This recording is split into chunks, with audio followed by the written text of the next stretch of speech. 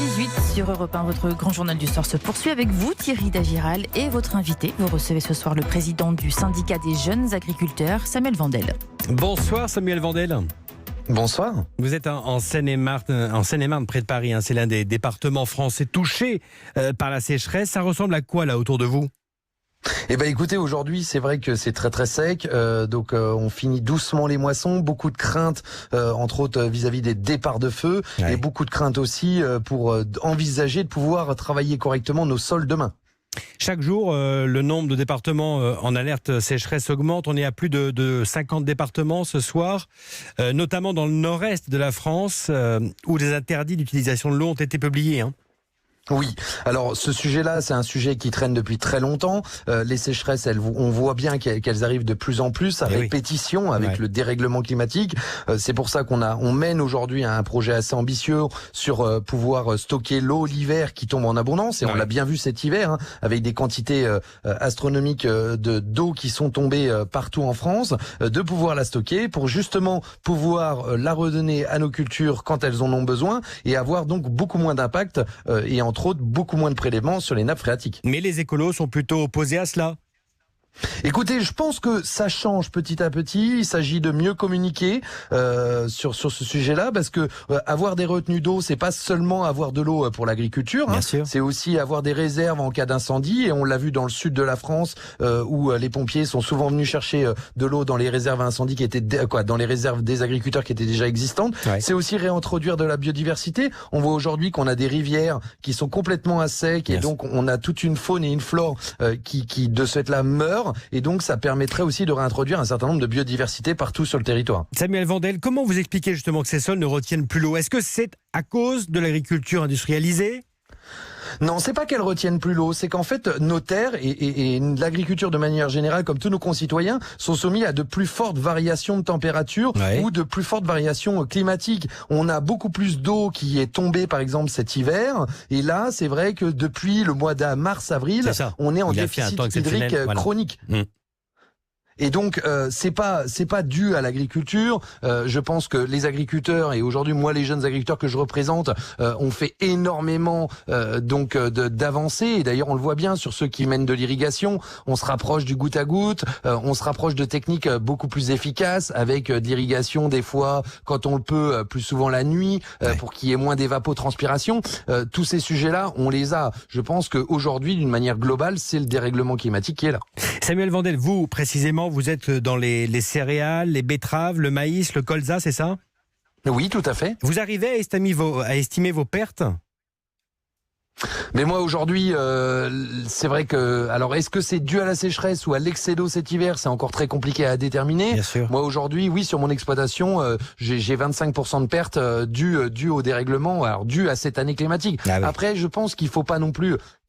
c'est pas catastrophique dans le sens où les années se succèdent et ne se ressemblent pas. Cette année, on a eu un phénomène très très spécifique, avec en plus un manque de gel, et je répète qu'on a aussi besoin d'avoir des hivers importants pour faire face justement aux bioagresseurs, pour limiter toute la présence par exemple de pucerons qui peut être un élément assez dangereux pour nos cultures. Mais c'est tout ce dérèglement là qui fait qu'on a des pertes. Donc nous, aujourd'hui, on a aussi un certain nombre de propositions. C'est pour ça qu'on expérimente avec les instituts techniques toute une série de techniques comme l'agriculture de conservation, régénératrice des sols.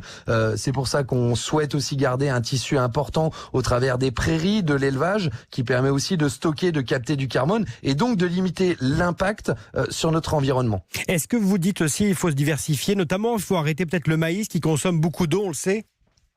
Je pense pas qu'il s'agit d'arrêter le maïs. La première partie de ce que vous avez dit est pour moi beaucoup plus important, c'est être capable de se diversifier. Diversifier son exploitation, c'est être capable de mieux gérer les risques sur son exploitation. C'est pas mettre tous ses œufs dans le même panier, parce que tous les ans, il y a forcément une culture, une production qui peut être soumise à un fort risque. Donc il s'agit de mieux gérer les risques, et donc en se diversifiant, que ça soit dans les cultures, mais que ça soit aussi dans la production. On le voit bien, et entre autres suite au Covid, beaucoup d'agriculture et d'agriculteurs se relance dans le commerce direct pour être plus proche des concitoyens, permet de pas mettre tous ses œufs dans le même panier et donc de moins fragiliser nos exploitations. Samuel Vandel, cette sécheresse, c'est aussi un coup dur pour l'exportation. On exporte beaucoup de blé, nous Français, donc la conséquence va se voir aussi dans les quelques mois. Je pense que la conséquence va se voir dans quelques mois. On va aussi attendre d'avoir un peu les résultats des différentes moissons de nos collègues européens et mondiaux pour voir comment se situe la France et pour voir comment demain on pèse vis-à-vis du marché mondial.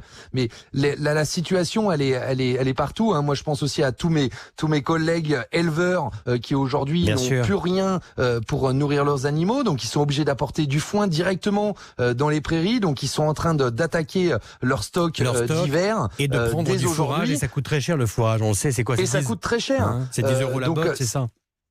Et voilà, donc il s'agit de mettre en place un système.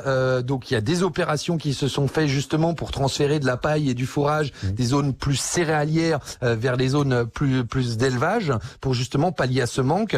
Mais c'est vrai que cette situation se renouvelle de plus en plus et donc il va falloir adapter notre stratégie d'exploitation pour justement faire face à ce dérèglement. Concrètement, ce soir, vous demandez l'aide de l'État. C'est par exemple un dégrèvement de foncier. C'est un accompagnement dans votre trésorerie? Écoutez, on est en train de travailler sur tous ces éléments-là, entre autres avec le ministère de l'Agriculture, mais ça reste des mesures qui sont conjoncturelles. Nous, ce qu'on souhaite aujourd'hui, c'est d'avoir quelque chose de plus structurel et se dire qu'ensemble, on va construire l'agriculture de demain. C'est être capable de mettre en place des retenues d'eau, c'est de mettre en place et d'accompagner les agriculteurs sur d'autres techniques, c'est être capable de renouer le contact entre agriculteurs et concitoyens. C'est tout ça qu'on demande à ce nouveau gouvernement. D'ailleurs, un sujet brûlant du moment, qui a rien à voir avec les céréales. Le sujet du loup et de l'ours. Aujourd'hui, l'ensemble des éleveurs des zones pastorales vont remettre l'ensemble de leurs animaux dans les alpages et font face à des attaques très très nombreuses du loup et de l'ours.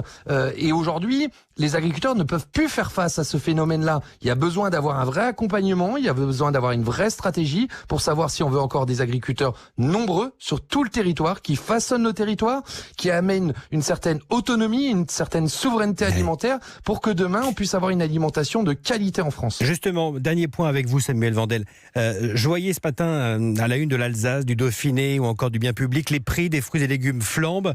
C'est aussi la conséquence de ce qui se passe. Depuis le Covid, il y a une demande forte pour le Made in France, du local. La conséquence, c'est qu'on va payer aussi nos fruits et nos légumes sur les marchés plus chers aujourd'hui, parce que la demande est plus forte. Alors la demande est plus forte pour l'instant en ce qui concerne les producteurs français. Les prix n'ont pas augmenté à la sortie des exploitations. C'est-à-dire que je pense on a une prise de conscience. Durant le Covid, les gens se sont tournés plus vers du français. Et c'est vrai que ici ou là, dans certaines productions, manger français peut coûter éventuellement plus cher. C'est pour ça que nous on appelle les concitoyens à dire attention, manger français peut coûter plus cher, mais on peut combler ce déficit-là en ayant moins de gaspillage et donc en cuisinant mieux l'ensemble des productions. Mais oui, ça coûte un petit peu plus cher parce que la main-d'œuvre française n'est pas au même prix que la main-d'œuvre espagnole ou la main-d'œuvre allemande. Cette main-d'œuvre et cette production française, elle participe aussi à la solidarité nationale qui fait qu'aujourd'hui on a un système de retraite qui est important, on a un système chômage et une assurance chômage qui est importante que n'ont pas les autres pays. Et donc c'est la contribution, c'est un acte patriote et donc pour nous il est important que les Français sachent réellement ce qu'ils mangent et qu'ils puissent faire cet acte-là. Et puis il y a l'autre sujet, on a aussi toutes les normes, toutes les règles environnementales qui pèsent sur l'ensemble de l'industrie agroalimentaire française et plus particulièrement sur nos exploitations agricoles. Beaucoup de Français estiment que l'agriculture doit encore changer, doit encore avancer dans nos techniques. Moi je leur dis banco à une seule condition, c'est que vous mangez français. Message passé. Merci beaucoup Samuel Vandel, président du syndicat des jeunes agriculteurs ce soir sur Europe 1. Un grand merci à vous. Merci à vous.